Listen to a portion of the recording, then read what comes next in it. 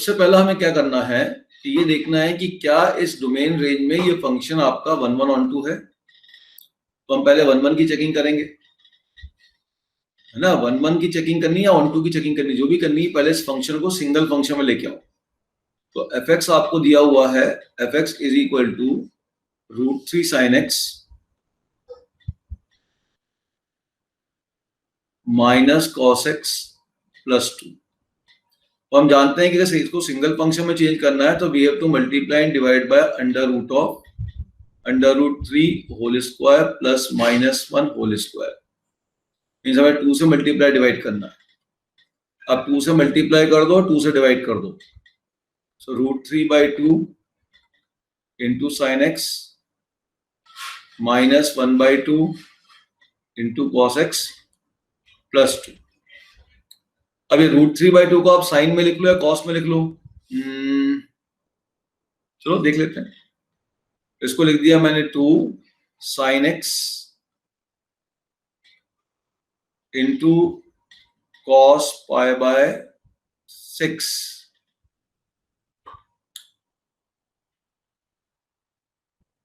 Minus cos x into sin π/6 plus 2. So this will become 2 sin x minus π/6 plus 2. ये आ गया result. ये via आया। अब आपको चेक करना है कि इस डोमेन में क्या ये 1 1 ऑन 2 है। ये आपको चेक करना है। कैसे चेक करोगे? एक्स की वैल्यू ये दी हुई है। अब देख लो इस डोमेन में ये पूरी वैल्यू क्या जा रही है, आपकी साइन की वैल्यू क्या जा रही है। ट्रिग्नोमेट्रिकल फंक्शन आ गया ना, सिंगल साइन की जाएगी तो ठीक है। सिंगल साइन मतलब या तो हमेशा पॉजिटिव या फिर हमेशा नेगेटिव हो। तो एक्स की वैल्यू आपकी जा रही है यहाँ पे, एक्स इज गोइंग बिटवीन -π/3 से 2π/3। अब मुझे x -π/6 चाहिए, तो इसमें से -π/6 कर लेता हूं मैं। अब x -π/6 निकाल के देखो, तो x -π/6 ये हो जाएगा -π/3 -π/6 और हो गया 2π/3 -π/6। तो x -π/6 की वैल्यू चली गई -π/2 से, और 2π/3 कितना है ये 120 डिग्री, उसमें से 30 माइनस कर लिया तो π/2। अब इस पे साइन अप्लाई कर दो, साइन फंक्शन चाहिए अपने को इसके ऊपर। ये देखना ना ये फंक्शन की वैल्यू, ठीक है, ये फंक्शन की वैल्यू कहां से कहां तक जा रही है। देख लो 1 1 है या नहीं है। तो 1 1 के लिए हम क्या देखते हैं, ट्रिग्नोमेट्रिकल फंक्शन का जो डोमेन दिया हुआ उस डोमेन में अगर आपके 2 क्वाड्रेंट कवर होते हैं और दोनों क्वाड्रेंट में डिफरेंट साइन आता है, एक में पॉजिटिव और एक में नेगेटिव आता है, तो 1 1 होता है। और अगर दोनों क्वाड्रेंट में सेम साइन आ जाता है, दोनों क्वाड्रेंट में पॉजिटिव होता है या नेगेटिव होता है, दोनों में ही पॉजिटिव होता है या दोनों में ही नेगेटिव होता है, तो वो मिनिमम होता है। तो अब इस पर साइन लगा लो, देखते हैं भाई इसमें अब क्या हो रहा है। साइन x -π/6, इसकी वैल्यू चली जाएगी साइन -π/2 -1 और ये हो गया 1। तो क्लियर दिख गया कि आपके पास फर्स्ट क्वाड्रेंट में तो ये साइन वाली वैल्यू पॉजिटिव है और सेकंड क्वाड्रेंट में साइन वाली वैल्यू नेगेटिव है। तो क्योंकि साइन की वैल्यू डिफरेंट आ रही है इन दिस 2 क्वाड्रेंट, ठीक है, इसलिए फंक्शन क्या हो गया 1 1 हो गया। ठीक है, वैल्यू ऑफ, आप ऐसा ले सकते हो, value of sine x -π/6 is of opposite sign in first and fourth quadrant, therefore your function fx is 1 1। अब क्योंकि ये अपोजिट साइन का आ गया इसलिए फंक्शन हमारा क्या हो गया 1 1 हो गया। इतना समझ में आ गया सभी को। अब चेक करना 1 2, तो यहीं से रेंज निकाल लेता हूं, इसको 2 से मल्टीप्लाई कर देता हूं और 2 ऐड कर देता हूं। अब 2 से मल्टीप्लाई कर दूंगा तो जाएगा 2 sine x minus pi by 6 is between -2 to 2। अब 2 और ऐड कर देता हूं तो 2 sine x minus pi by 6 plus 2 is greater than equal to 0 less than equal to 4। तो इस फंक्शन का जो रेंज आ गया that is equal to close interval 0 to 4 which is equal to codomain. और जैसे ही रेंज कोडोमेन के इक्वल हुआ so I can say that this function is onto. अरे फंक्शन ऑन टू भी हो गया। अब ऑन टू हो गया तो बेटा इसका इनवर्स भी मिलेगा। अब इनवर्स कैसे निकालोगे? y को लिखो y equal to 2 sine x minus pi by 6 plus 2।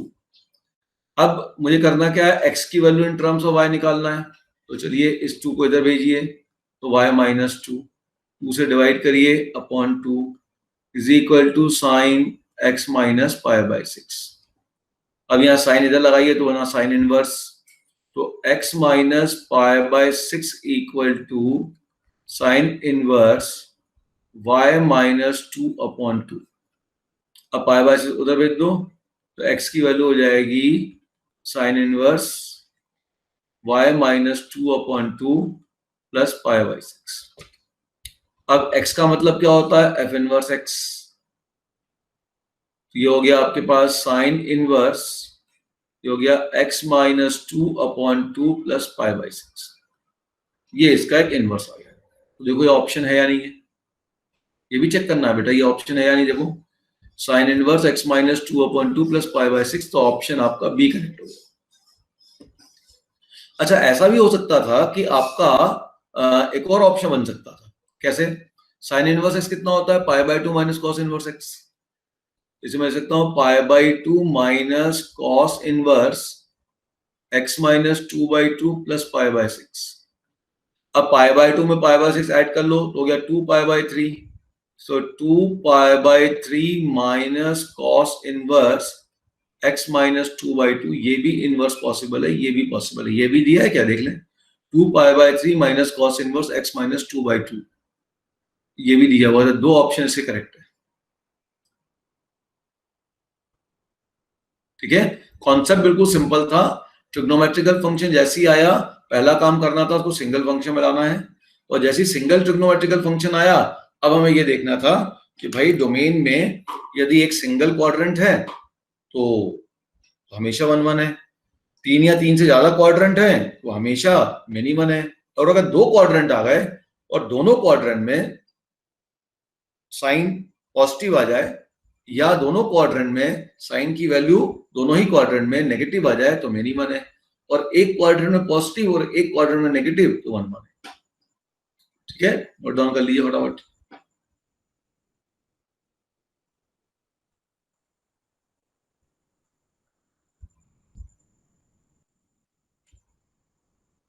तो पहले हमने मल्टीप्लाई कर लिया, √2 से डिवाइड कर दिया, उसके बाद सिंगल फंक्शन बना दिया। ठीक, और फिर हमारे पास जो डोमेन दिया हुआ था वहां से हमने स्टार्ट किया। ये तो हमारा मेन फंक्शन तैयार हो चुका है। अब जो गिवन डोमेन था उससे हमने स्टार्ट किया, वहां से इस एंगल को क्रिएट किया। ये एंगल हमारे दो क्वाड्रेंट के बीच में आ गया। जैसे ये दो क्वाड्रेंट को कवर कर रहा है, फर्स्ट एंड फोर्थ, और दोनों क्वाड्रेंट में साइन की वैल्यू अपोजिट साइन की होती है, फोर्थ में नेगेटिव होती है, फर्स्ट में पॉजिटिव होती है, तो ऑटोमेटिक फंक्शन 1 1 हो गया। ठीक है, अब रेंज निकालने के लिए हमने फिर इसमें क्वेश्चन क्लियर हो गया सभी को। अब रेंज निकालने के लिए पूरा फंक्शन बीच में क्रिएट किया, 2 से मल्टीप्लाई किया, 2 ऐड कर दिया, जिससे रेंज 0 to 4 आया, which is equal to codomain. अब जैसे ही 1 1 on 2 हो गया, इसका मतलब इनवर्स पॉसिबल है, तो x की value in terms of y निकालिए, इनवर्स निकाल दिए। बस ये ध्यान रखना कि साइन इनवर्स में भी आंसर है, कॉस इनवर्स में भी आंसर है, दोनों आपके आंसर है। समझ में आ गया सभी को? बहुत सिंपल क्वेश्चन है, बस थोड़ा सा कैलकुलेशन आ गया जिससे, क्योंकि ट्रिग्नोमेट्री यहाँ पे सिंगल फंक्शन होता तब तो कोई दिक्कत ही नहीं थी। चलिए अब नेक्स्ट क्वेश्चन देखते हैं। तो इसका डोमेन दिया हुआ बेटा XYZ,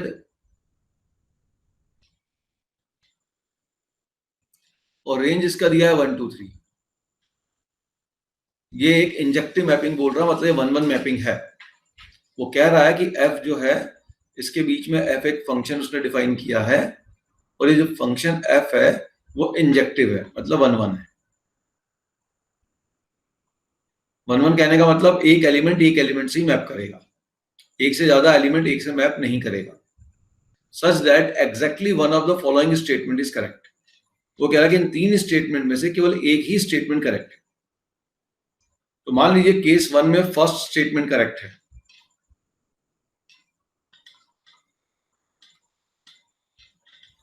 if fx equal to 1 is correct,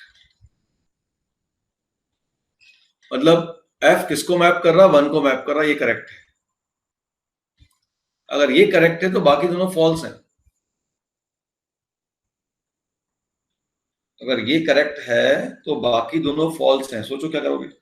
ये 3 स्टेटमेंट हैं, इन 3 स्टेटमेंट में केवल एक ही करेक्ट है, f of x equal to 1 is correct।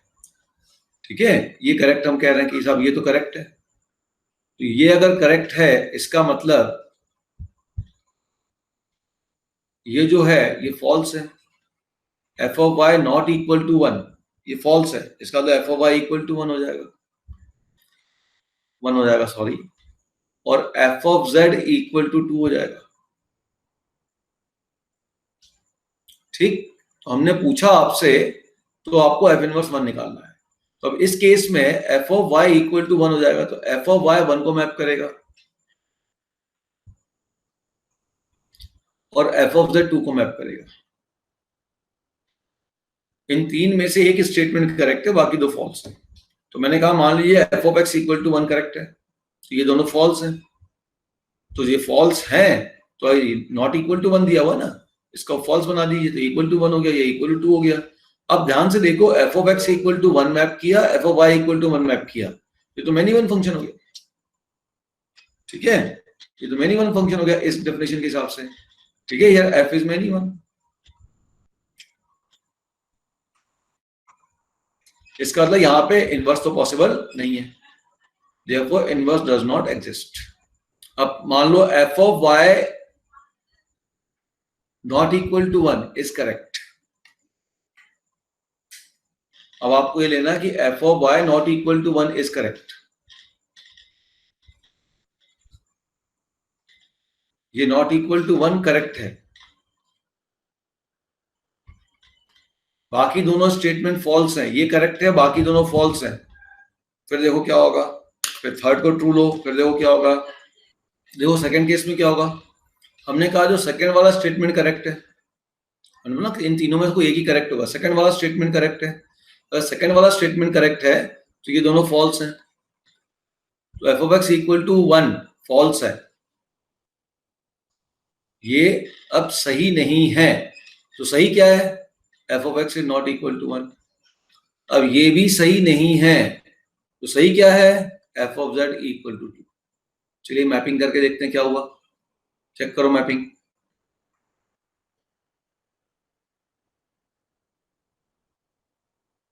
यहां मान लीजिए x है, y है, z है, यहाँ 1 2 3। अब बोल रहा हूं f of y 1 नहीं है, ठीक है 1 नहीं है, कोई बात नहीं। देखता हूं कौन है पहले, f of z 2 है, पहले से बनाओ, f of z 2 है। f of x 1 नहीं है, f of x अगर 1 नहीं है तो f of x क्या पॉसिबल हो सकता है, तो f of x या तो 2 होगा या फिर 3 होगा। तो f of x या तो 2 होगा या 3 होगा, यहां लिख रहा हूं उसको।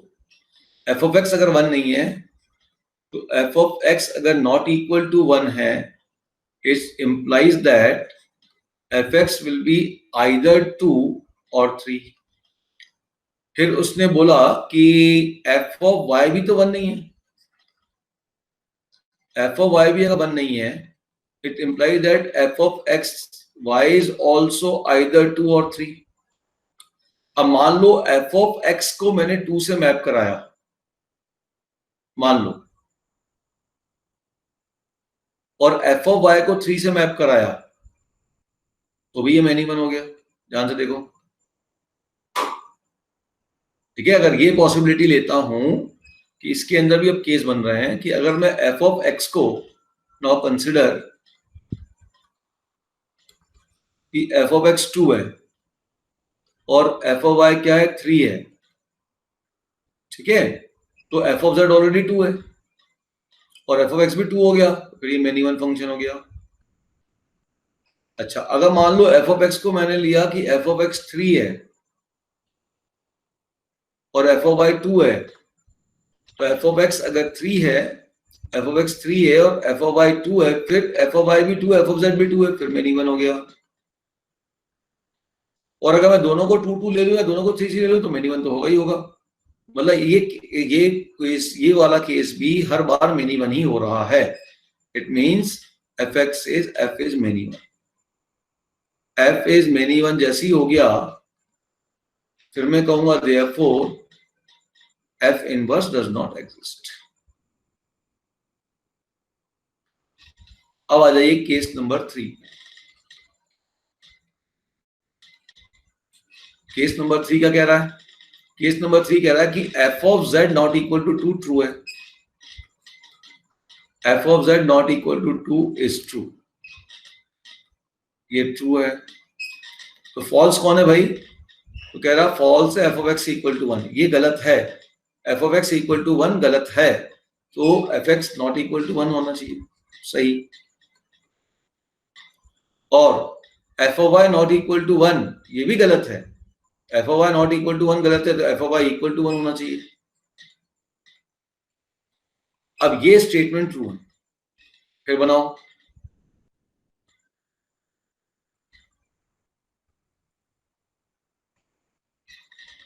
एक्स वाई जेड 1 2 3, तो यहां फंक्शन डिफाइन किया एफ, ठीक है, यहां फंक्शन डिफाइन हो रहा है एफ। चलो अब देखो, एफ ऑफ वाई 1 है, मैप करो। एफ ऑफ वाई 1 है तो एफ ऑफ वाई को 1 से मैप करा दो। एफ ऑफ एक्स 1 नहीं है, एफ ऑफ एक्स 1 नहीं है, तो एफ ऑफ एक्स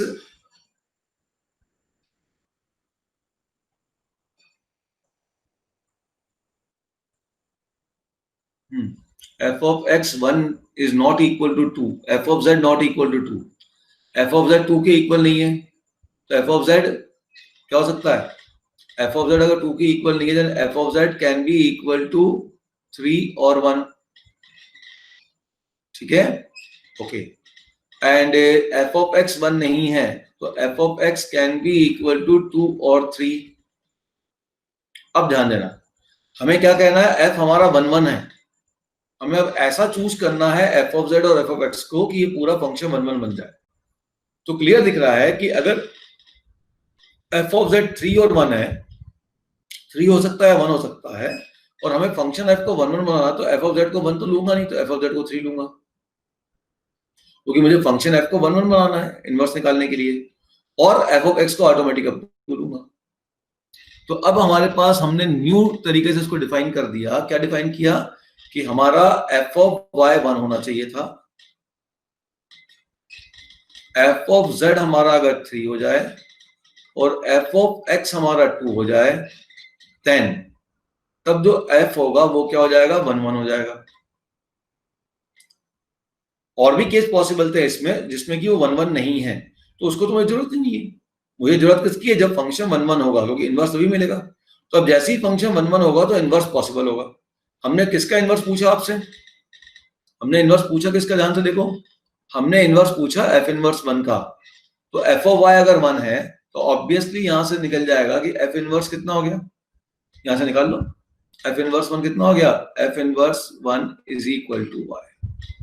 अब कोई बोलता है एफ इनवर्स 3 क्या होगा, तो F inverse 3 equal to Z और F inverse 2 equal to X. तो हमने तो केवल ये पूछा था, ये हमारा आंसर, ठीक है।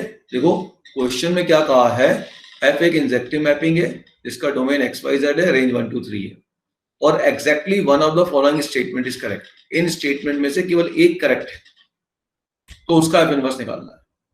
तो हमने कहा कि पहला केस बनाया कि भाई f of x equal to 1 correct है। अगर ये करेक्ट है तो बाकी दोनों फॉल्स हैं। F of y is not equal to 1 false है, तो सही क्या है? F of y equal to 1।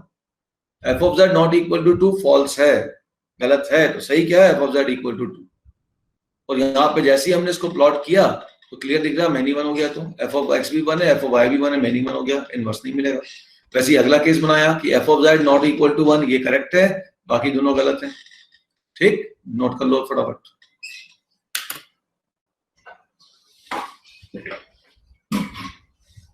अच्छा क्वेश्चन है, जिसके अंदर ध्यान से देखिए कि अपने को कुछ भी ज्यादा कैलकुलेशन नहीं करना, लेकिन छोटा छोटा डिसीजन लेना है। आ जाओ अगले टॉपिक पे, कंपोजिट पे आ जाओ। देखो कंपोजिट में मैंने एक मशीन मॉडल बनाया हुआ है, तुम लोग ढूंढ ढूंढ के लाया मशीन मॉडल। कंपोजिट फंक्शन क्या होता है, देखो ध्यान से फटाफट।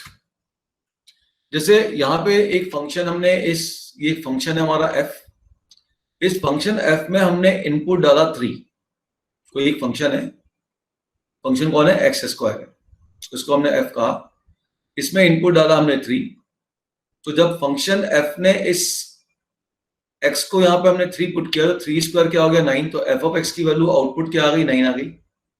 अब ये जो आउटपुट आया है, ये हमारे अगले वाले फंक्शन g के लिए इनपुट हो गया। मान लो g है हमारा x+1, तो g के लिए जो इनपुट हुआ वो कौन हो गया, वो जो fx का आउटपुट था। आउटपुट मतलब रेंज, जो fx का रेंज था वो हमारे पास क्या हो गया, इनपुट हो गया, किसका, अगले वाले फंक्शन g का।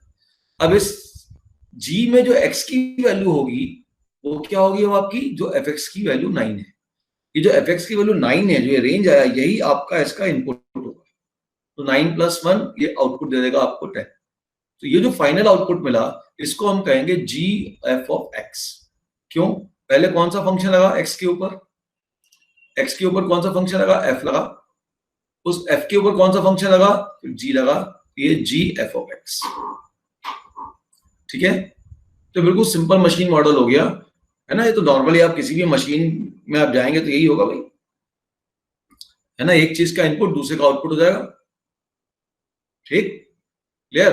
अगर एक साथ बहुत सारी मशीन लाइन में लगी हैं, तो पहली मशीन का जो इनपुट आप कुछ डालोगे, पहली मशीन का जो आउटपुट होगा दूसरी का इनपुट होगा, तीसरी का जो आपका जो आउटपुट होगा वो चौथी के लिए इनपुट हो जाएगा। चलती रहती है ऐसी मशीन लाइन में। अब मेरा कहना है कि मान लीजिए मैं फंक्शन थोड़ा चेंज करता हूं। सपोज कर लीजिए कि मैंने जो फंक्शन बनाया कुछ ऐसा बनाया, भाई एक फंक्शन है मेरा,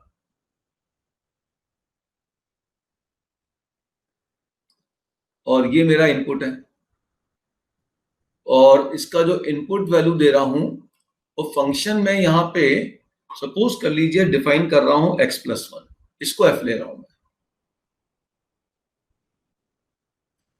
और इनपुट जो दे रहा हूं वो मैं अब एक नहीं 2-3 इनपुट दे रहा हूं। मैं -3 इनपुट दे रहा हूं, -1 दे रहा हूं, 0 दे रहा हूं, 2 दे रहा हूं, 5 दे रहा हूं, ये इनपुट दे रहा हूं। ये फंक्शन हो जाएगा f। अब इस फंक्शन f का जो आउटपुट आएगा, मतलब जो fx की वैल्यू आएगी, वो क्या क्या आएगी, वो नोट कर ले। -3+1 -2 आएगी, -1+1 0 आएगी, 0+1 1 आ जाएगी, फिर 3 आ जाएगी, फिर 6 आ जाएगी। अब अगली मशीन जो है, अगला जो फंक्शन है, अगले फंक्शन के लिए ध्यान दीजिएगा, अगले फंक्शन के लिए ये जो fx की वैल्यू होगी वो इनपुट हो जाएगी। ठीक, अच्छा अब यहां फंक्शन कौन सा डिफाइन कर रहा हूं, यहां फंक्शन g में डिफाइन कर रहा हूं √x। कौन डिफाइन कर रहा हूं, √x डिफाइन कर रहा हूं। अब चलिए, अब इसका आउटपुट क्या होगा, जो आउटपुट आएगा वो g ऑफ fx आएगा। तब आउटपुट क्या आएगा, देखो √(-2), ये तो आउटपुट को देगा ही नहीं। ये जो fx का आउटपुट आया वो g इसको एज ए इनपुट एक्सेप्ट नहीं कर रहा। ये जो fx का आउटपुट आया है, ठीक है ना, ठीक, आउटपुट जो आपका -2 आया, इस -2 आउटपुट को g as a input accept नहीं कर रहा। जो बाहर वाला फंक्शन है, इसके पास ये पावर है कि वो अंदर वाले के आउटपुट को एक्सेप्ट करे या ना करे।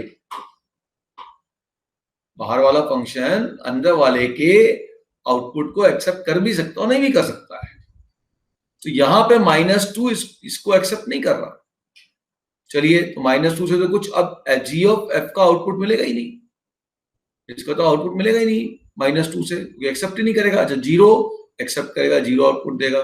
1 देगा, √3 देगा, √6 देगा। ठीक है, क्लियर होगी बात? अच्छा, अब मैं आपसे ये पूछता हूं कि ये बताओ कि g ऑफ fx का डोमेन क्या है? ये किसका डोमेन है? ये किसका डोमेन है? ये डोमेन ऑफ f है। ये क्या है? ये रेंज ऑफ f है। अभी जो इनपुट है, इसमें इनपुट जो आ गए तो ये आ गए 0 1 3 6। इसके इनपुट कौन है? डोमेन ऑफ g कौन है? डोमेन ऑफ g कौन है? 0 1 3 6। ये क्या है? ये रेंज है ऑफ g ऑफ fx। अच्छा, तो रेंज तो तुम्हें समझ में आ गया, 0 1 √3 √6 जी रेंज है। अच्छा, डोमेन क्या है? What is domain of g of fx? अब उल्टा चलो, अब ये देखो कि ये fx कौन कौन सी g कौन कौन सी वैल्यू को एक्सेप्ट कर सकता है। तो g कौन कौन सी वैल्यू को एक्सेप्ट कर सकता है? तो g तो -2 को छोड़ के बाकी वैल्यू को एक्सेप्ट कर सकता है। अच्छा, ये -2 कहां से बना? तो ये g तो उसको एक्सेप्ट नहीं करेगा, है ना? तो मैं अगर स्टार्टिंग में ये -3 का इनपुट डालूंगा तो बीच में जाके ये मामला रुक गया, इसके बाद तो मशीन उसको लेगी ही नहीं, तो मैं इसको डालूंगा ही नहीं, इसको मैं कंसिडर ही नहीं करूंगा। तो domain of g of f जो हो जाएगा वो हो जाएगा -1 0 2। तो ये तुम लोग के समझ में आया कि डोमेन निकालते समय, देखिए डोमेन से रेंज तो निकल रहा है, लेकिन डोमेन निकालते समय हमेशा ध्यान रखना है कि जो बाहर वाला फंक्शन है उसके पास ये पावर है कि वो अंदर वाले के आउटपुट को एक्सेप्ट करे या ना करे। ठीक है, क्लियर? ये पॉसिबिलिटी होगी हमेशा। तो ये इस तरीके से अपन इसका डोमेन रेंज के बारे में सोचते हैं। चलिए आगे बढ़ते हैं, फिर अभी देखते हैं। ये भी समझ में आ गया तुमको कि बाहर वाले या अंदर वाले का जो रेंज होना चाहिए, इसका जो रेंज निकलेगा, that must be subset of domain of G. जो रेंज होगा वो डोमेन ऑफ जी का सबसेट होना चाहिए था। ये इसके डोमेन में नहीं आ रहा, जी के डोमेन का, जी का डोमेन क्या है? x should be greater than equal to 0। ये उसके पार्ट में नहीं आ रहा है।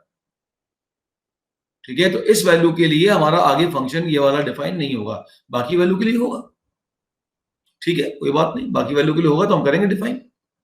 ऐसा नहीं बोलेंगे कि हमारा जी ऑफ एफ एक्स एग्जिस्ट नहीं करेगा, ऐसा हम नहीं कहेंगे। ठीक, जितने के लिए होगा उतने के लिए डिफाइन करेंगे। अब आ जाइए इसका तो अपना जो कह सकते हो मैपिंग मेथड। तो मान लीजिए हमने एक फंक्शन एफ कंसिडर किया जो सेट ए से सेट बी के ऊपर अप्लाई होता है, फंक्शन एफ। और एक फंक्शन जी हमने डिफाइन किया जो सेट बी से सेट सी पे अप्लाई होता है।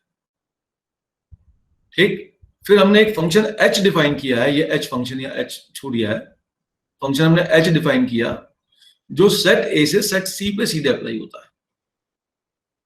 ठीक है, क्लियर? तो अब देखिए, तो ये जो एच फंक्शन है उसको हमने कहा है वो जी ऑफ एफ एक्स है। तो फिर वही बात हो गई, एफ किस पे लगेगा? एक्स पे लगेगा, तो क्या मिलेगा? एफ एक्स मिलेगा। फिर एफ एक्स के ऊपर कौन लगेगा? जी लगेगा, तो क्या मिलेगा? जी ऑफ एफ एक्स मिलेगा। इसका नाम है जी ऑफ एफ एक्स। इसको हम कहेंगे तो ये आपका ध्यान रखना, जी एच का मतलब है जी ऑपरेशन एफ ऑफ एक्स, ये फंक्शन गॉफ। क्लियर होगी बात? तो सिंपल सी बात है, जी ऑफ एफ एक्स में क्या होगा? एक्स की वैल्यू, एफ का इनपुट लेंगे, उस पर फंक्शन एफ लगेगा, जो एफ का आउटपुट आएगा, ये जो आउटपुट आएगा उसके ऊपर जी लगेगा। तो मतलब जो ये रेंज मिलेगा एफ का, वो जी के जो भी आपका डोमेन होगा उसके अंदर आना चाहिए। अगर उसके बाहर जाता है इसका कोई वैल्यू तो उसे हम कंसिडर नहीं करेंगे। क्लियर हो गई बात? ठीक है, बस यही बात सब यहाँ पे कहानी लिखी हुई है, तो यही मैंने अभी आपको ऊपर भी समझाई। ठीक, तो जी इमेज लो, ये लो, वो लो, कोई मतलब नहीं है उस पर जाने में। इतनी बात समझ में आ गई सभी को कि जो आपका यहाँ का जो रेंज होगा, जी ऑफ एफ एक्स कब डिफाइन होगा वो देख लीजिए, अब समझ लीजिए। अच्छा, यहाँ पे और कौन कौन से फंक्शन डिफाइन होते हैं? जैसे एक तो हो गया जी ऑफ एफ एक्स, ये डिफाइन होता है।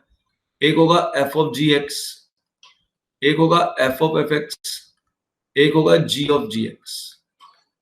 ये चार फंक्शन डिफाइन। जैसे फॉर एग्जांपल मैंने क्वेश्चन ले लिया सिंपल समझाने के लिए कि सपोज कर लो,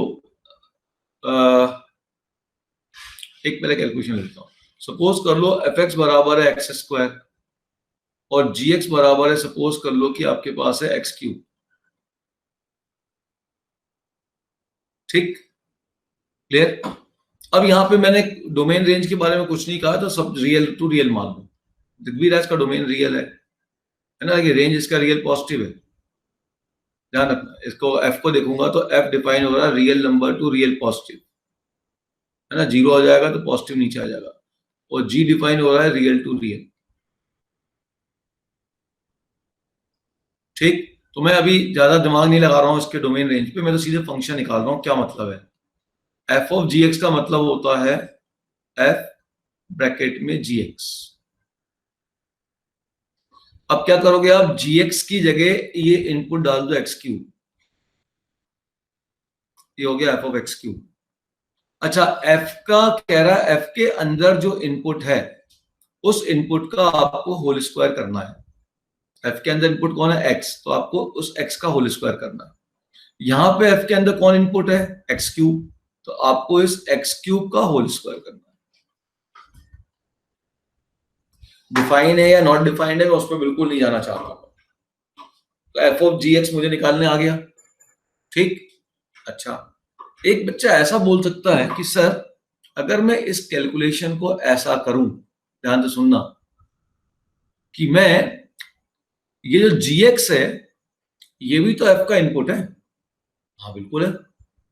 तो एफ के अंदर का इनपुट, एफ क्या डिफाइन, एफ की क्या डेफिनेशन है कि एफ के अंदर के इनपुट को वो स्क्वायर कर देगा। तो जी एक्स तो एफ के अंदर का इनपुट है, तो मैं इसको तो ऐसा भी लिख सकता हूं कि F of ji x is nothing but g x का होल स्क्वायर। फंक्शन एफ की डेफिनेशन ही कहती है कि एफ के अंदर जो भी इनपुट है उसका हम स्क्वायर कर देंगे। तो एफ के अंदर इनपुट तो जी एक्स है, तो हमने जी एक्स का स्क्वायर कर दिया। अब जी एक्स की वैल्यू रिप्लेस कर देता हूं, एक ही बात है, कैसे भी लिख सकते हैं, कोई दिक्कत नहीं है। अब बात करता हूं मैं जी ऑफ एफ एक्स की।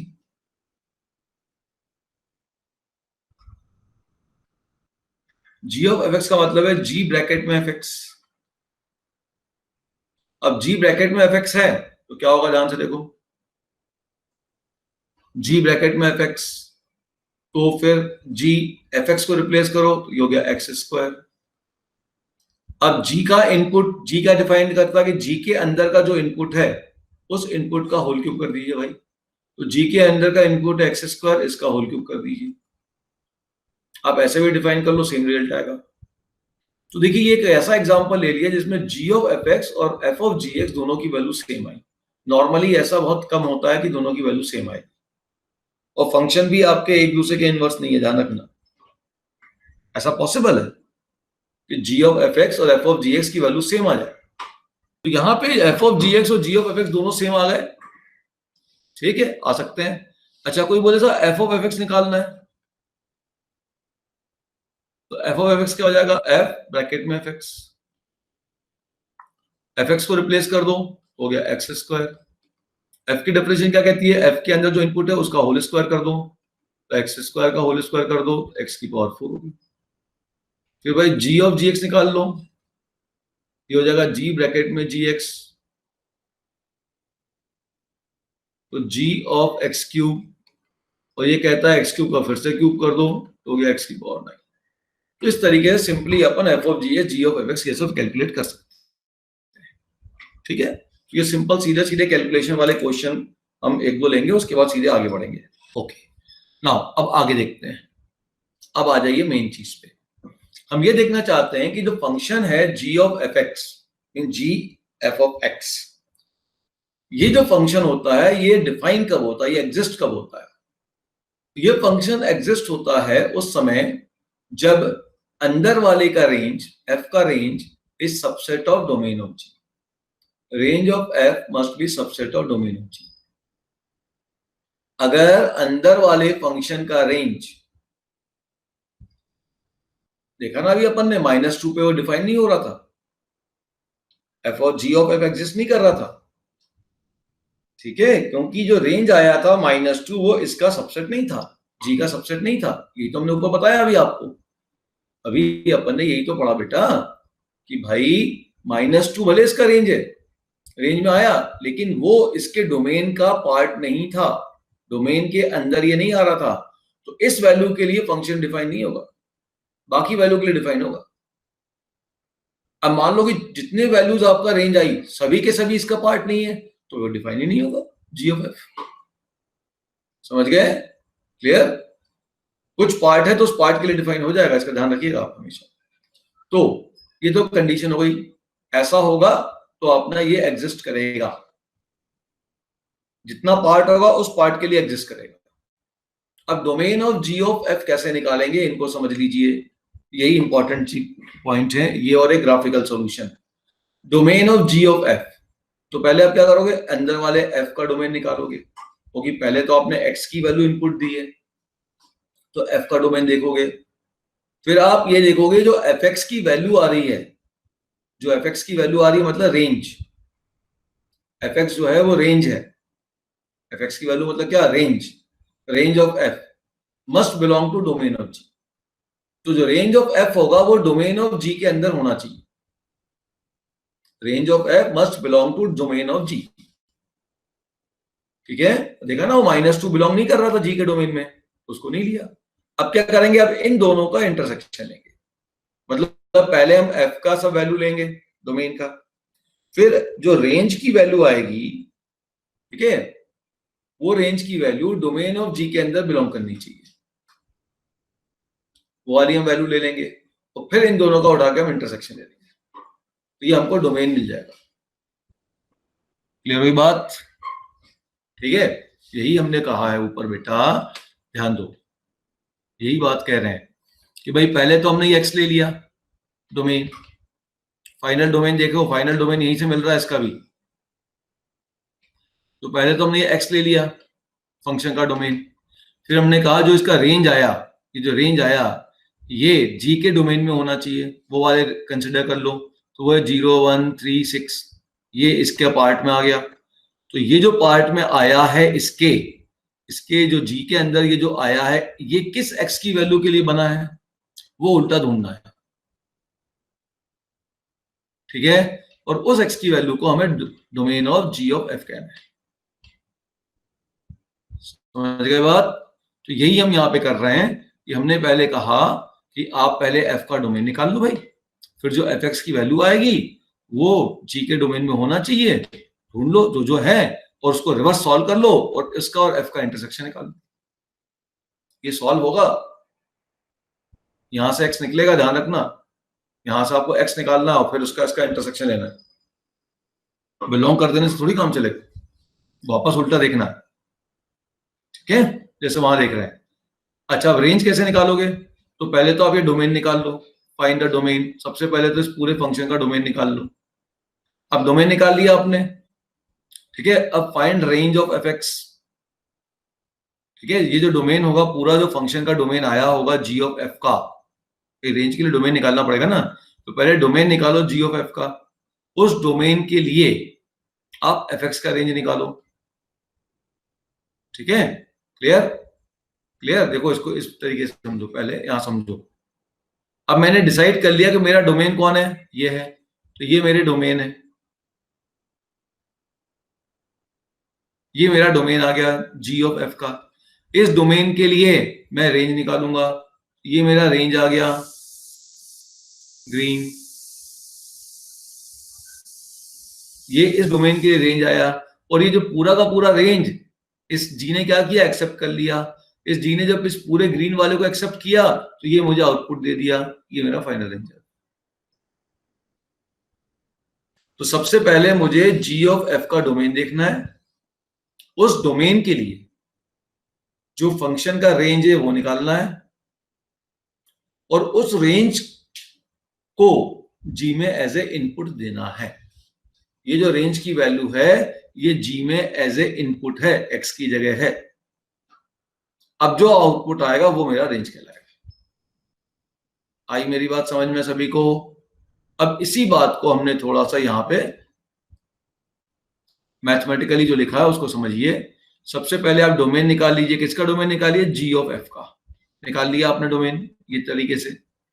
फिर इस डोमेन के लिए फंक्शन एफ का रेंज निकालिए, वो रेंज आ गई ए से बी मान लो। अब फंक्शन एफ एक्स को टी मान लो, फंक्शन एफ एक्स को क्या मान लो, टी मान लो, तो टी की वैल्यू हो गई ए से बी। फंक्शन एफ एक्स क्या है, वो फंक्शन एफ एक्स क्या है, ध्यान दो, फंक्शन एफ एक्स क्या है, जी का इनपुट है, ये जी ऑफ एफ एक्स है ना, ध्यान देना मेरी बात, ये जी ऑफ एफ एक्स है ना, यही लिखता हूं मैं, कहां लिखूं, चलो यही लिखता हूं, ये जी ऑफ एफ एक्स है ना, तो जी ब्रैकेट में एफ एक्स है, तो ये जो एफ एक्स की जो वैल्यू है वो एक्चुअल में जी का इनपुट है, इसीलिए मैंने इसको टी मान लिया, तो ये हो गया जी ऑफ टी। ये जो टी की वैल्यू है ये आपका इस जी का इनपुट है। तो अब मैं क्या करूंगा, मैं टी की वैल्यू को प्लॉट करूंगा एक्स एक्सिस के ऊपर, और इसके बाहर कौन फंक्शन लगा, जी, जी फंक्शन का ग्राफ बना दूंगा, और यहां पे इसकी निकाल लूंगा वैल्यू ए और बी पे। ए और बी किसकी वैल्यू है, एफ एक्स की है, जिसको मैंने टी नाम दे दिया, क्योंकि इनपुट एफ एक्स दिख रहा था, ये इनपुट एफ एक्स थोड़ा अजीब सा लग रहा ना, अगर टी लिख दूंगा तो अच्छा नहीं लग रहा कि हाँ जी टी सही है सर, ये टी इनपुट है, अरे वही तो एफ एक्स भी है। तो इस टी की वैल्यू जो मिली थी इसको मैं प्लॉट करूंगा किसके ऊपर, एक्स एक्सिस के ऊपर ड्रॉ करूंगा ए से बी, और इसके इस एक्स एक्सिस पे इसको मार्क करने के बाद जो बाहर वाला फंक्शन होगा इसका ग्राफ ड्रॉ करूंगा, और इन पॉइंट पर इसकी वैल्यू निकाल लूंगा, ये मेरे को जाके जो है रेंज दे देगा।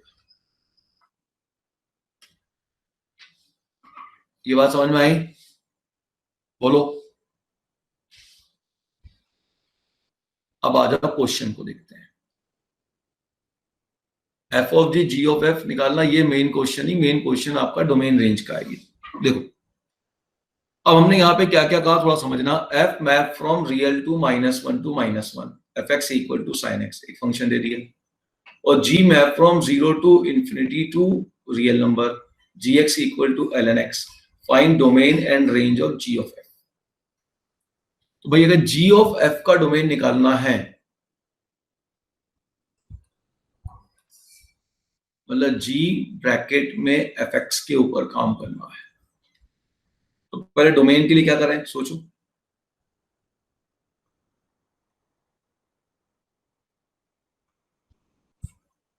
डोमेन पहले किसका लेंगे अपन, एक्स का लेंगे, एफ का डोमेन लेंगे, एफ का डोमेन क्या है, एफ का डोमेन तो ऑल रियल नंबर है, ठीक है, डोमेन ऑफ एफ लेना है, और यहाँ एक्स इसको बिलोंग कर रहा है, ऑल रियल नंबर को बिलोंग कर रहा है, चलिए हो गया एफ का डोमेन। अच्छा, अब ये जो एफ का डोमेन लिया, अब हमें देखना है जो एफ एक्स है that must belong to what, that must belong to fx, इसको बिलोंग करना चाहिए, fx must belong to domain of g, fx must belong to domain of g, तो fx कौन है तुम्हारे पास, sin x, तो sin x belong to domain of g, domain of g कितना है, 0 to infinity, ठीक है, डोमेन ऑफ जी कितना है, 0 to infinity, अब sin x 0 से infinity के बीच में जाएगा, sin x 0 से infinity के बीच में जाएगा, तो sin x तो 0 से इन्फिनिटी के बीच में जाने का कोई मतलब ही नहीं है, sin x की वैल्यू तो -1 से 1 के बीच में होती है, तो अगर 0 से इन्फिनिटी के बीच में जाएगा इसका मतलब sin x की वैल्यू किसके बीच में होगी, 0 से 1 के बीच में होगी, डोमेन अब पार्ट वाइज मिल रहा है, sin x का ग्राफ बना दिया,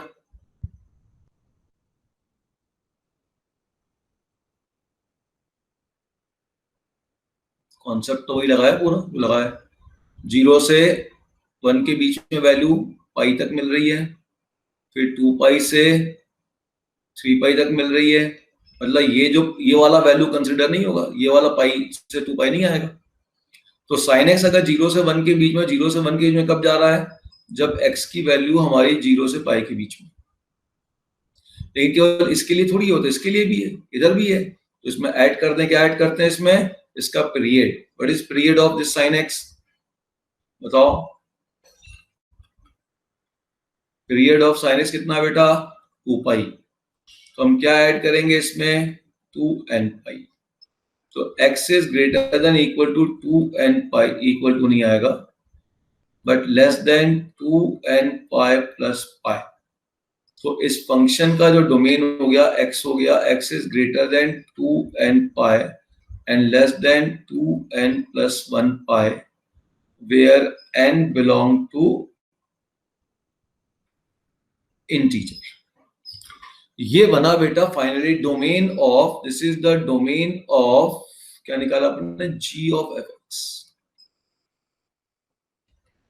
ठीक है, इसको हम ऐसा भी लिख सकते हैं यूनियन, ऐसा भी लिखते हैं union n belong to integer 2n pi open interval to 2n plus 1 pi, ऐसा भी लिख देते हैं।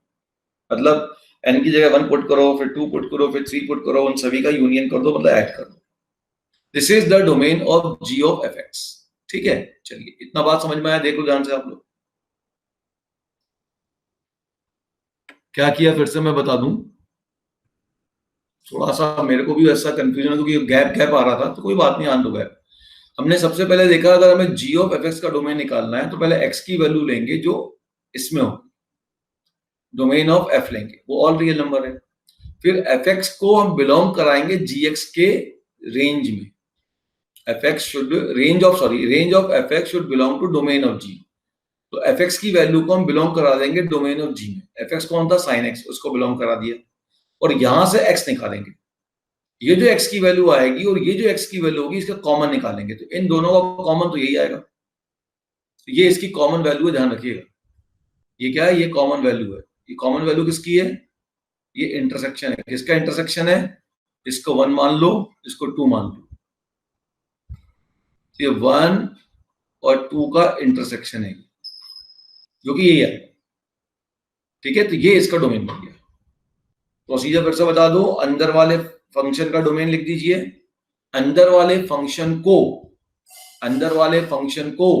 बाहर वाले फंक्शन के डोमेन के अंदर लाई करा दीजिए, और वहां से जितने भी डिफाइन हो रहा है डिफाइन करिए, भाई 1 से बड़े डिफाइन ही नहीं है। और ये डिफाइन होने के लिए x की वैल्यू क्या होगी, वो x की वैल्यू निकालिए। इस x की वैल्यू का ये जो बाहर वाले अंदर वाले फंक्शन का डोमेन था, उससे इंटरसेक्शन लीजिए, ये इस पूरे g ऑफ f का डोमेन बने। ठीक, क्लियर।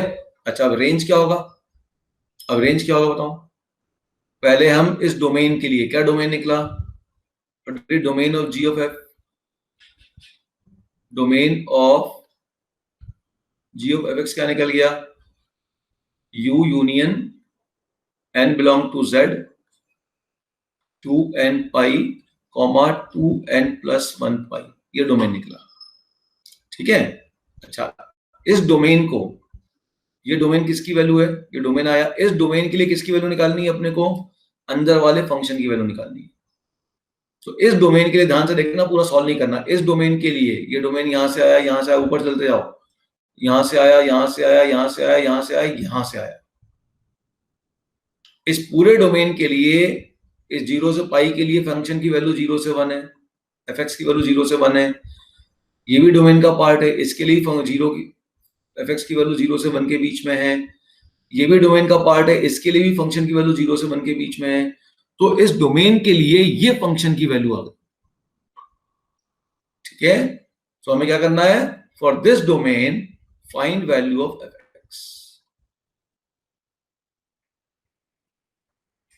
ज्यादातर ये क्वेश्चन में, यहाँ कैलकुलेशन में मिली जाती है, और वो हमें मिल चुकी है यहाँ पे। fx मतलब कौन है, यहाँ पे fx कौन है आपका, sin x है ना। fx कौन है, देखो sin x, तो find value of sin x, और sin x की वैल्यू किसके बीच में आ चुकी है, 0 से 1। ध्यान से देख लो फिर से, ये डोमेन इसी से निकला ना बेटा। तो इसकी ये जो वैल्यू x की वैल्यू है, इस पे sin की वैल्यू क्या आएगी, 0 से 1 ही तो आएगी। तो रख के भी दे सकते हो, इस पार्ट के लिए भी 0 से 1, इसके लिए भी 0 से 1, इसके लिए भी 0 से 1, आगे भी ग्राफ जाएगा उसके लिए भी 0 से 1। तो sin x की वैल्यू, जो fx की वैल्यू है, 0 से 1 आ गई। इस fx को मैं क्या मानूंगा, t मानूंगा। तो t की वैल्यू किसके बीच में चली गई, t की वैल्यू चली गई 0 से 1 के बीच में। अब इस t को मैं रियल नंबर लाइन पे प्लॉट करूंगा। नंबर लाइन पे मैं टी को ही लूंगा, वो ले ली मैंने 0 से 1। अब इस 0 से 1 जो पार्ट मिला है, इस पार्ट पर मैं ग्राफ ड्रॉ करूंगा बाहर वाले फंक्शन का। जी फंक्शन कौन है, उसका ग्राफ ड्रॉ करो, जी ए ln x। ड्रॉ, प्रोसीजर समझिए, draw graph of gx ln x। ln x का ग्राफ तुम सभी जानते हो, इस पे पहले वर्टिकल लाइन खींच दो y एक्सिस, और आप जानते हो ln x का ग्राफ कुछ ऐसा होता है।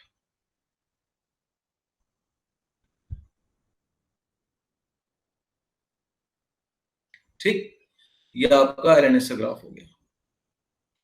ठीक है, अब आप ध्यान से देखिए, जो ln x का ग्राफ आया है वो किसके लिए आया है, वो इस x की वैल्यू के लिए केवल लेना अपने को, इस x की वैल्यू के लिए ln x का ग्राफ लेना है, केवल 0 से 1 के लिए। अब ये देखना है 0 से 1 के लिए जो हमारे पास ग्राफ बना वो ये बना।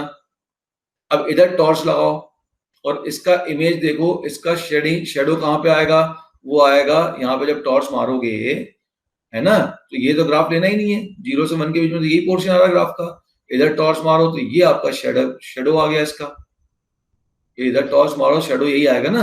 ये जो शेडो आया 0 से -∞, ये इसका रेंज होगा। तुम लोग लगाओ एफ ऑफ जी एक्स पे लगाओ ना, पहले जी का डोमेन लो, फिर जो जी एक्स होगा उसको एफ एक्स के क्या डोमेन की वैल्यू के अंदर बिलोंग कराओ, उसको अंदर रखो, उसके अंदर वहां से x निकालो, उस x का इससे इंटरसेक्शन लो, ये डोमेन आ गया। इस डोमेन के लिए अंदर वाले फंक्शन की gx की वैल्यू निकालो, यहां ही मिल जाएगी वो तो। उस वैल्यू को t मानो, नंबर लाइन पे खींचो, और फिर जो बाहर वाला फंक्शन है उसका ग्राफ बना दो, और फिर जो x की वैल्यू है उसके लिए क्या मिनिमम मैक्सिमम वैल्यू ढूंढ लीजिए। तो 1 पे तो मिनिमम वैल्यू 0 और 0 पे मैक्सिमम वैल्यू -∞, तो -∞ 0 चला गया। भैया वैल्यू निकाल लो, चाहो तो ऐसा कर लो, g ऑफ 0 निकाल लो, g ऑफ 1 निकाल लो। g ऑफ 0 कितना हो जाएगा, ln 0, ln 0 -∞। g ऑफ 1 निकाल लो, g ऑफ 1 कितना हो जाएगा बताओ, g of 1 ln 1, ln 1 equal to 0। ये हो गया रिजल्ट। लगाओ इसको, f of g of f निकालो, f ऑफ g निकालो, sorry, f map from real to -1 to 1, fx is equal to sin x, and g map from 0 to infinity to real, and gx equal to ln x। यही है ना, बस ये देख लो। Okay, बस हमें निकालना f ऑफ gx। ध्यान से देखो, हमें निकालना है क्या, f of gx, f of gx। तो सबसे पहले g का डोमेन देखेंगे। g का डोमेन क्या है भाई, domain of g, domain of g है आपका x belong to 0 to infinity। पहला काम खत्म। दूसरा क्या देखेंगे, gx को बिलोंग कराएंगे कि gx बिलोंग करना चाहिए, इसमें बिलोंग करना चाहिए, gx किसमें बिलोंग करना चाहिए, fx के अंदर। मतलब gx को fx का इनपुट बनाना है, तो gx बिलोंग करना चाहिए fx के डोमेन में। तो fx का डोमेन कौन है, रियल नंबर। तो gx कौन है, gx कौन है तुम्हारा, ln x। तो ln x बिलोंग करना चाहिए, मतलब लाई करना चाहिए बिटवीन -∞ to infinity। ये तो मालूम है कि ln x -∞ से इन्फिनिटी के बीच में लाई करता है, ऑब्वियस है।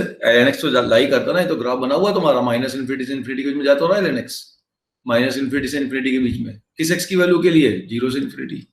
या आप एंटी लॉग ले लो, बेस ई है तो एंटी लॉग ले लो, ऐसा कर लो, सॉल्व कर लो। तो एंटी लॉग लोगे तो x की वैल्यू ग्रेटर देन हो जाएगी e की पावर -∞ और लेस देन हो जाएगी e की पावर ∞। और x की वैल्यू e की पावर -∞ होती है 0 और ये होती है इन्फिनिटी। अब ये जो x आया और ये जो x गिवन है, इसका लो इंटरसेक्शन, जो फर्स्ट केस बना, जो सेकंड केस बना, अब ये 1 और 2 का लेना है इंटरसेक्शन, और दोनों का इंटरसेक्शन तो वही का वही आ गया। तो बच्चे क्या हो गया, domain of f of gx is nothing but 0 to infinity। कोई डाउट, बोलो। अब रेंज की बात करता हूं। रेंज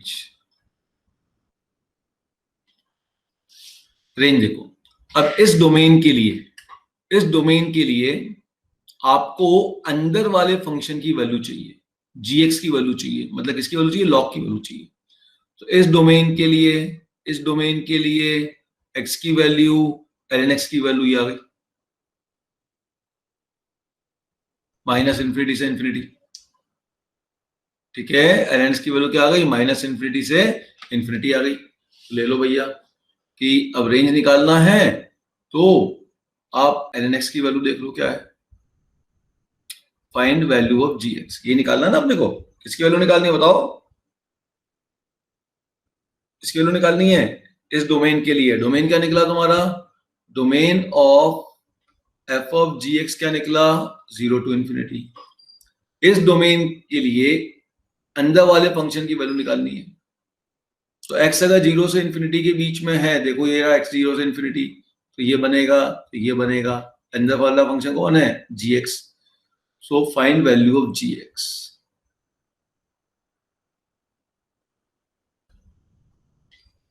तो यहां पे gx इसके बीच में चला गया, gx कौन है तुम्हारा, ln x, यहां लिख दो। gx कौन है तुम्हारा, ln x। तो ln x की वैल्यू 0 से इन्फिनिटी में क्या आ रही है, minus infinity to infinity. Let ln x equal to t। तो t की वैल्यू कहां चली गई, माइनस इन्फिनिटी से इन्फिनिटी। अब t को प्लॉट करिए नंबर लाइन पे, पूरी नंबर लाइन लेनी है। अब इस नंबर लाइन के ऊपर ड्रॉ करिए बाहर वाले f का ग्राफ। f कौन है, साइन। साइन का ग्राफ ड्रॉ कर दीजिए भाई। अब बताओ कि इस पूरे नंबर लाइन पे साइन का जो ग्राफ है, इसकी वैल्यू कहां से कहां तक जा रही है, इसकी वैल्यू जा रही है -1 से 1 के बीच में।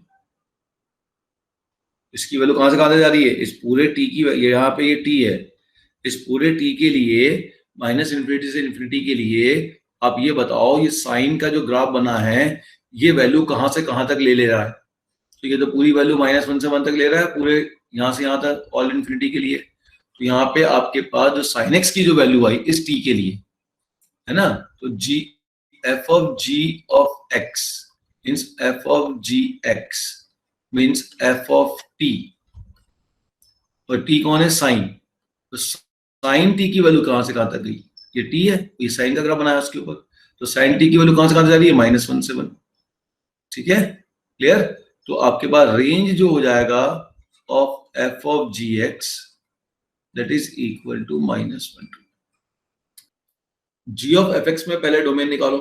f ऑफ gx में f ऑफ gx निकालता हूं, आप g ऑफ fx निकालिए घर पे बैठ के। फिर से निकालो f of gx। f of gx में क्या करना है, देखो ध्यान से, x बिलोंग कर रहा है किसको, x बिलोंग किसको करेगा, g को। तो g क्या है, -1 to 1। तो x बिलोंग करेगा -1 to 1, पहला पार्ट खत्म। दूसरा पार्ट क्या है, जो gx होगा, gx कौन फंक्शन है, sine inverse x। This must belong to domain of fx। fx का डोमेन कौन है, 1 to इन्फिनिटी।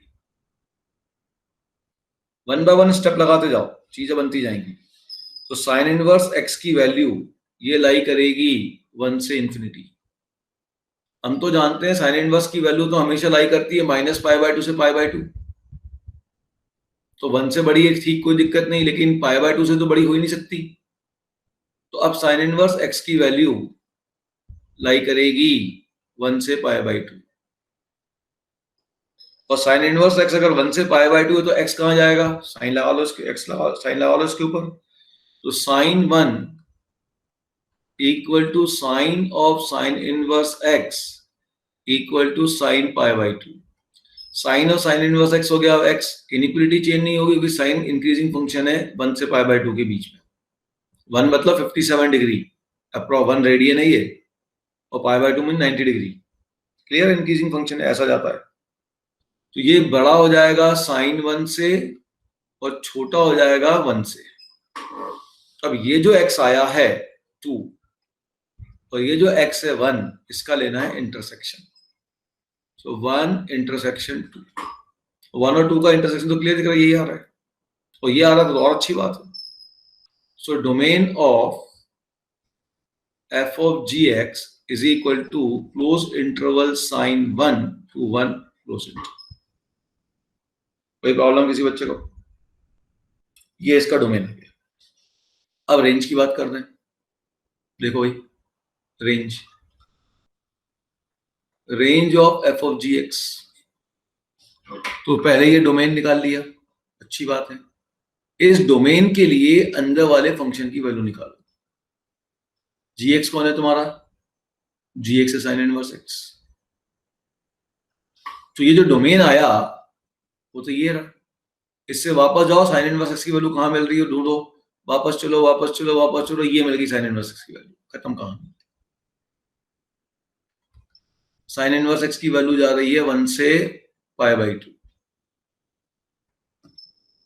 ठीक, साइन इनवर्स x की वैल्यू जा रही है 1 से कहां? π/2। अब इस साइन इनवर्स x को t मान लो, तो t की वैल्यू कहां चली गई? 1 से π/2 चली गई। अब नंबर लाइन लो, इस पे t की वैल्यू प्लॉट करो 1 से π/2। इतनी ही कंसिडर करनी है अपने को, बाकी लेने की जरूरत नहीं। अब ग्राफ बनाओ इसके ऊपर, किसका? बाहर वाले का। g के बाहर कौन था? fx फंक्शन कौन है बच्चा? fx फंक्शन है x² - 3x। अब यहां आएगा मजा। अब ये तो है पैराबोला, जो कहां से पास हो रहा है? एक तो ये 0 से पास हो रहा है, और कहां से पास हो रहा है? और एक ये 3 से पास हो रहा है ना? अच्छा, वर्टेक्स कहां होगा वो देखो, वर्टेक्स कहां होगा वो निकालना पड़ेगा। तो वर्टेक्स निकालने के लिए इसको चेंज कर दो परफेक्ट स्क्वायर में। तो y की वैल्यू हो गई x² - 2 into 3/2 into x plus 9/4 minus 9/4। तो हो गया x - 3/2 का होल स्क्वायर और माइनस 9/4। तो वर्टेक्स मिल गया इसका 3/2, 9/4, माइनस 9/4। तो 3/2 मतलब 1 के बाद यहां कहीं पे है 3/2। तो 3/2 माइनस 9/4, ये इसका वर्टेक्स आ गया। ये आपको फॉर्मूला याद है तो -b/2 है और -d/4 है, वो भी लगा सकते हो। और पैराबोला है ये तो अपवर्ड ओपन है, क्योंकि x² का कोफिशिएंट +1 है, तो ये पैराबोला बन गया।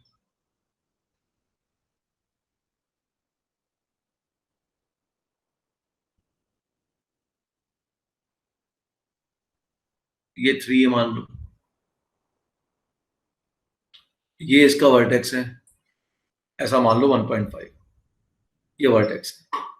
अब आप देखो ध्यान से कि आपको तो वैल्यू केवल 1 से लेके π/2 के बीच में लेनी है। अब 1 पे यह हाइट मिलेगी, π/2 पे यह हाइट मिलेगी, और सबसे कम हाइट ध्यान से देखो वर्टेक्स में मिलेगी। बहुत बार बच्चे क्या गलती करते हैं, 1 पे फंक्शन की वैल्यू निकालते हैं, π/2 पे फंक्शन की वैल्यू निकाल लेते हैं। बोले 1 पे निकाल लो, ये पिछले क्वेश्चन में तो हो ही गया था ऐसे ही, और π/2 पे निकाल लो, काम बन जाएगा। नहीं नहीं नहीं, सबसे कम वैल्यू उसके बीच में आ रही है, वर्टेक्स पे है। ठीक है, तो पहला वैल्यू निकालो, f(1) निकालो, f(1) निकाल लो यहाँ पे, तो हो गया -2। f(π/2) निकाल लो, तो f(π/2) हो जाएगा π²/4 - 3π/2। क्लियर दिख रहा है कि ये सबसे ज्यादा वैल्यू और ये सबसे कम वैल्यू है। और वर्टेक्स पे वैल्यू कितनी है? f(3/2) वो है -9/4। तो clearly range of this function will be equal to range of what? Which function? f of gx। सबसे कम वैल्यू कौन सी है? वर्टेक्स पे, वर्ट एंड होगी -9/4। सबसे ज्यादा वैल्यू कौन सी है? सबसे ज्यादा वैल्यू कौन सी है? ये वाली ज्यादा वैल्यू है, ये 1 पे -2, ये जाके इसका रेंज बनेगा।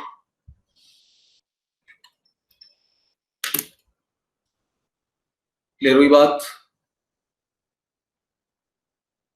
एक बच्चा बोले नहीं सर मुझे तो इसमें मजा नहीं आ रहा है, तो भाई तुम्हारी इच्छा है, मजा नहीं आ रहा तो एक काम करो, आप F of ji X function ही निकाल लो, F of ji X function calculate कर लो, मतलब एफ में जी को रिप्लेस कर दो, तो साइन इनवर्स रिप्लेस कर दो, साइन इनवर्स एक्स का whole square 3 sine inverse x, अब उसको चेंज कर लो अपना नॉर्मल तरीके से। लेकिन इसको थोड़ा सा प्रैक्टिस करोगे तो कोई ऐसी बड़ी प्रॉब्लम नहीं है ना, इस तरीके से आप वर्कआउट कर सकते हो।